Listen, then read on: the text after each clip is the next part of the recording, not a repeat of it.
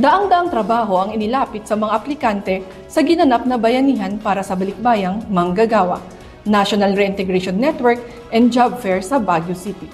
Mga benepisyaryo nagpasalamat sa oportunidad na inihatid sa kanila. Magbabalita si PIAUC intern Angela Espiritu. Nagpapahayag ng taos-pusong pasasalamat ang mga balikbayang manggagawa sa ibinibigay na oportunidad ng pamahalaan sa kanila para magpatuloy sa paghahanap buhay sa pagbabalik nila rito sa bansa.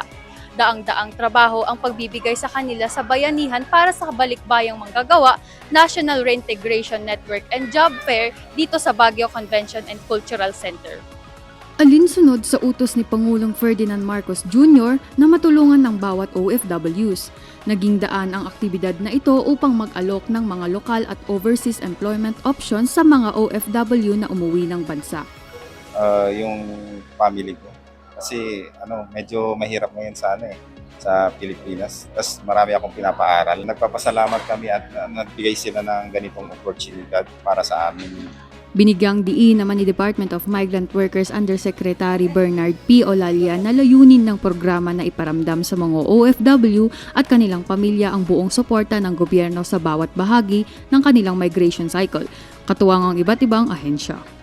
Ang utos at direksyon ng ating mahal na Pangulo ay tulungan lahat ng OFWs at yung kani-kanilang pamilya.